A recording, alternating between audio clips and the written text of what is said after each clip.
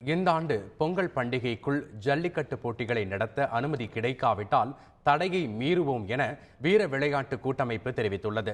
ஜல்லிக்கட்டு விளையாட்டிற்கு உச்சநீதிமன்றம் விதித்துள்ள தடை நீடிக்கும் நிலையில் நாமக்கல் மாவட்டம் ராசிபுரம் அருகே உள்ள முள்ளுக்குறிச்சி, சேந்தமங்கலம், அலங்காநத்தம், வேளம்பட்டி உள்ளிட்ட பகுதியில் ஜல்லிக்கட்டு காளைகளுக்கு தற்போது பயிற்சிகள் வழங்கப்பட்டு வருகின்றன. அவற்றை கோபப்படுத்துவது, விரட்டுவது உள்ளிட்ட பயிற்சிகளை அப்பகுதியைச் சேர்ந்த வீர விளையாட்டு கூட்டமைப்பினர் வழங்கி வருகின்றனர்.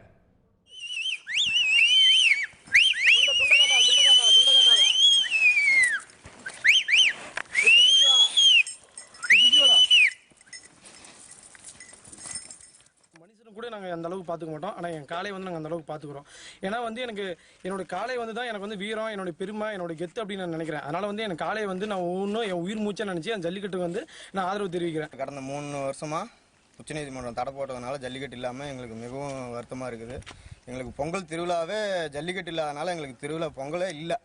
எங்கள் விவசாயிகளுக்கு வந்து குறிப்பிட்டு எங்கள் மாடு வச்சுருக்க ஜல்லிக்கட்டு காலை வச்சுருக்கவங்களுக்கு பொங்கலுங்கிற திருவிழாவே இல்லை. இப்போ 3 ஆண்டுமா இந்த வருஷம் வந்து எங்களுக்கு உச்சநீதிமன்றத்தில் தடையை நீக்கி, இந்த மத்திய அரசு வந்து காட்சிப்படுத்தப்பட்ட பட்டியலிருந்து காளையை நீக்கி, தடையை நீக்கி ஜல்லிக்கட்டு எப்போதும் போல் எங்களுக்கு ஜல்லிக்கட்டு நடக்கணும். அதுக்கு வந்து மத்திய மாநில அரசு வந்து வலியுறுத்தி எங்களுக்கு பண்ணி கொடுக்கணும். இந்த தடையை நீக்காமல் இருந்தால், தடையை மீறி நாங்கள் வந்து இந்த வருஷம் பொங்கலுக்கு வந்து ஜல்லிக்கட்டு வந்து கண்டிப்பாக நடத்தியே தீருவோம்.